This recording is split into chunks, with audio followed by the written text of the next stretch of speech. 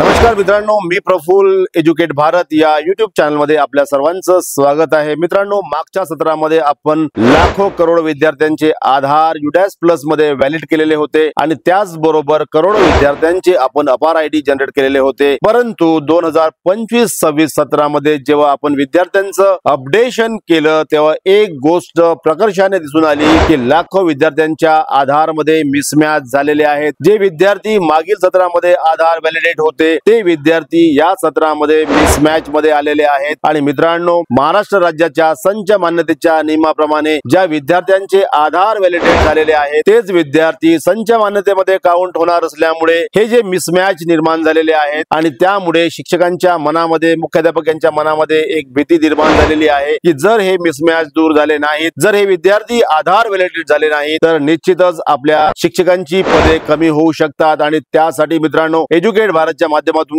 पुन्हा समोर आलेलो आहे, एक टेक्निकल व्हिडिओ घेऊन आलेलो आहे, एक महत्त्वाची अपडेट घेऊन आलेलो आहे आणि निश्चितच आपल्याला हा व्हिडिओ महत्त्वाचा होणार आहे। मित्रांनो, ज्या मुलांचे मागच्या सत्रामध्ये आपण आधार व्हॅलिडेशन केलेले होते आणि त्यानंतर आपण विद्यार्थ्यांचे अपार आयडी जनरेट केलेले होते, त्या मुलांच्या आईवडिलांनी या मुलांचे आधार अपडेट केलेले आहेत आणि ते आधार अपडेट झाल्यामुळे आणि UDAS प्लसच्या डेटा मध्ये मिसमॅच झाल्यामुळे ऑटोमॅटिक ह्या मुलांचे आधार मिसमॅच मध्ये आलेले आहेत। मित्रांनो, UDAS प्लस मध्ये एक महत्त्वाचा बदल करण्यात आलेला आहे। एकदा तुम्ही जनरल प्रोफाइल अपडेट केली की ऑटोमॅटिक त्या विद्यार्थ्यांचे आधार व्हॅलिड आहेत की इनव्हॅलिड आहेत हे आपणास पाहायला मिळतं। आणि आता आपण जर पोर्टलला बघितलो तर लाखो विद्यार्थ्यांचे आधार मिसमॅच झालेले आहेत आणि मग हे आधार मिसमॅच दूर करण्याचा जेव्हा मुख्याध्यापक प्रयत्न करत आहेत तेव्हा त्यांना एक मेसेज येतो आहे की या मुलांचे अपार आयडी जनरेट झाल्यामुळे मुलांचे आधार आपण अपडेट करू शकत नाही। आता हा मिसमॅच कसा दूर करायचा, आधार व्हॅलिडेशन जे फेल झालेलं आहे ते कसं दुरुस्त करायचं या बाबतची जी चिंता आहे ती चिंता दूर करण्यासाठी हा व्हिडिओ मी आपणास शेअर करतो आहे। अत्यंत महत्त्वाचा व्हिडिओ आहे, कुठेही आपण स्किप करू नये। प्रत्येक गोष्ट जी मी आपणास सांगणार आहे ती आपण ऐकून घ्यावी, समजून घ्यावी आणि त्या पद्धतीने जर आपण काम केलं तर आपला कुठलाही विद्यार्थी इनव्हॅलिड होणार नाही, आपला प्रत्येक विद्यार्थी व्हॅलिड होईल आणि पुन्हा एकदा सर्व विद्यार्थ्यांचे आधार व्हॅलिडेट होतील। तर मित्रांनो, आता आपण कम्प्युटर स्क्रीनवर जाऊ आणि प्रत्यक्षात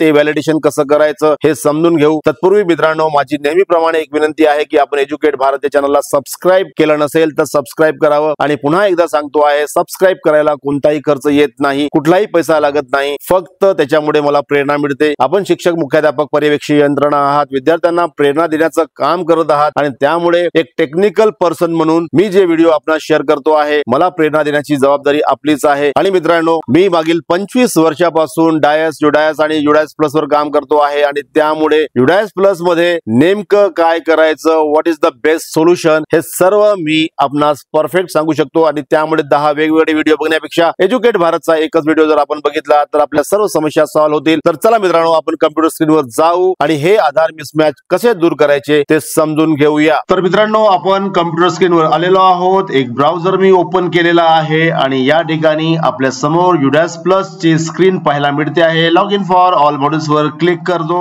त्याच्यानंतर स्टेट सिलेक्ट करून गो वर क्लिक करतो आहे। आपल्या समोर वेगवेगळे मॉड्यूल्स आलेले आहेत, त्यातील स्टुडंट मॉड्यूल लॉग इन वर क्लिक करणार आहे। आता UDAS कोड, पासवर्ड आणि कॅप्चा एंटर करून लॉग इन वर क्लिक केल्यानंतर आपल्या शाळेचं लॉग इन झालेलं आहे। मित्रांनो, लॉग इन मध्ये करंट अकॅडमिक इयर 2025-26 वर क्लिक करण्यापूर्वी आधार कॅप्चर स्टेटस वर आपल्याला क्लिक करायचं आहे। इथे मित्रांनो, आपल्या शाळेमध्ये एकूण विद्यार्थी एवढे आहेत, एवढ्या विद्यार्थ्यांचे आधार प्रोव्हाइड केलेले आहेत आणि इतक्या विद्यार्थ्यांचे आधार व्हॅलिडेट झालेले आहेत। एक विद्यार्थी अजून असा आहे की ज्याचा आधार मिसमॅच आहे किंवा त्याचा आधार एंटर करण्यात आलेला नाही आहे आणि मित्रांनो 17 विद्यार्थ्यांचे आधार पेंडिंग आहेत। मित्रांनो, ही संख्या सतत आपण तपासत राहावी जेणेकरून आपली हजेरी आणि UDAS प्लस चे विद्यार्थी मॅच होतील। तर मित्रांनो, एक विद्यार्थी शिल्लक आहे ज्याचं आपल्याला आधार व्हॅलिडेशन करायचं आहे। हे आधार व्हॅलिडेशन कसं करायचं त्यासाठी डाव्या साईडला असलेल्या list of all students, active students वर आपल्याला क्लिक करायचं आहे। सर्व विद्यार्थ्यांची नावं आपल्या समोर पाहायला मिळतील। मागच्या व्हिडिओमध्ये सांगितल्याप्रमाणे आधार व्हॅलिडेट या कॉलम मध्ये असलेल्या रिव्हॅलिडेट फॉर MBU या बटनवर सर्व विद्यार्थ्यांसाठी क्लिक करायचं आहे। प्रत्येक विद्यार्थ्याचं रिव्हॅलिडेशन आपल्याला करायचं आहे। कन्फर्म करून आय एग्री वर क्लिक करायचं आहे आणि त्यानंतर कोणत्या विद्यार्थ्यांचं MBU पेंडिंग आहे आणि कोणत्या विद्यार्थ्यांचं बायोमेट्रिक अपडेट करायचं करायचा आहे हे आपल्याला समजून येईल। तो व्हिडिओ आपण अवश्य बघावा। आजच्या व्हिडिओमध्ये आपण विद्यार्थ्यांचा जो आधार मिसमॅच झालेला आहे किंवा आधार फेल झालेला आहे तो कसा अपडेट करायचा हे जाणून घेणार आहोत। आणि त्यासाठी मित्रांनो आपल्याला ती स्टुडंट सर्च करायची आहे। स्टुडंट आपल्या समोर आलेली आहे। व्हेरिफिकेशन फेल्ड फ्रॉम UIDAI लिहिलेला आहे। आधार नेम जेंडर DO मिसमॅच अशा पद्धतीचा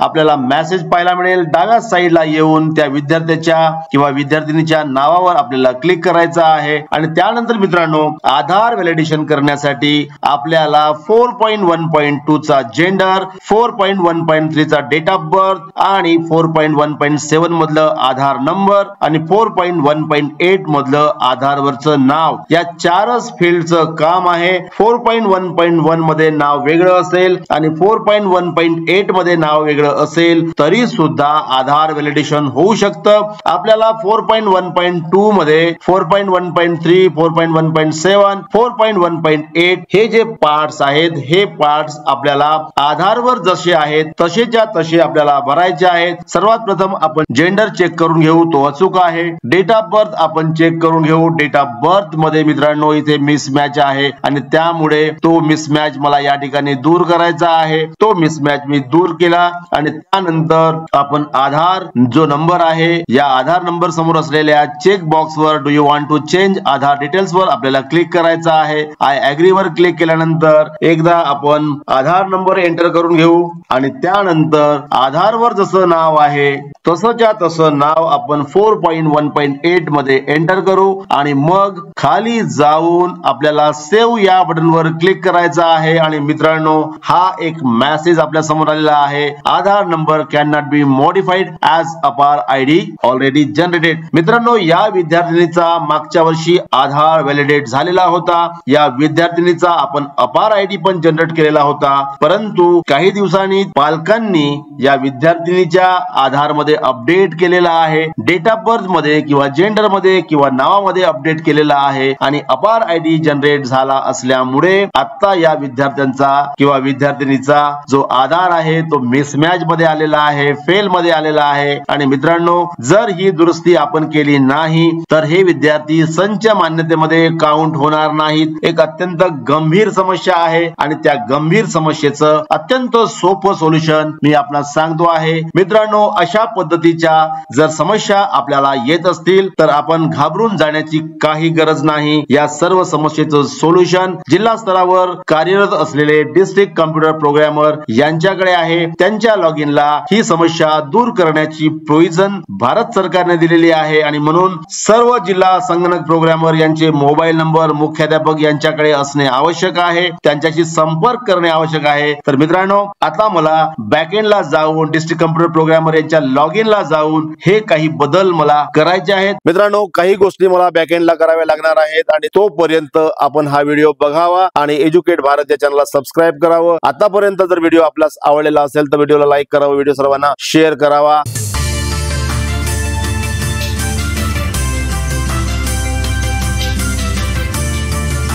तर मित्रांनो बॅकएंड ला जाऊन मी माझे अपडेट्स केलेले आहेत। आता परत एकदा आपण ऍक्टिव्ह स्टुडंट्स वर क्लिक करू आणि ज्या विद्यार्थिनीची माहिती मी बॅकएंड ला चेंज केली ती विद्यार्थिनी आपण पुन्हा एकदा शोधून घेऊ आणि बघा मित्रांनो त्या विद्यार्थिनीच्या समोर नॉट स्टार्टेड आलेला आहे। मित्रांनो युडास प्लस चा प्रत्येक विद्यार्थी आपण अपडेट केला पाहिजे आणि त्याच्या समोर हा जो एंट्री स्टेटस आहे तो नॉट स्टार्टेड दिलेला आहे। त्या विद्यार्थ्याचा जनरल प्रोफाइल आपण अपडेट केला पाहिजे, एनरोलमेंट प्रोफाइल अपडेट केला पाहिजे आणि फॅसिलिटी प्रोफाइल अपडेट करून कंप्लीटेड असं केलं पाहिजे। तर मित्रांनो मी त्या विद्यार्थ्यांची संपूर्ण माहिती एकदा सेव्ह करून